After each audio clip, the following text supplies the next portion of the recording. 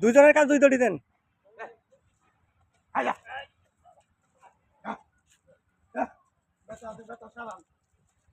এই যে কয়দিন হাঁটাইলে ওই হয়েছে। এত টাকা গরু 20 ব্যথা দেখতে কিনে আনব না।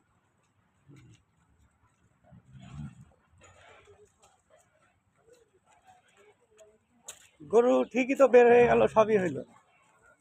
গরু তো ঠিকই বেরও হইলো, সবই হইলো। হ্যাঁ,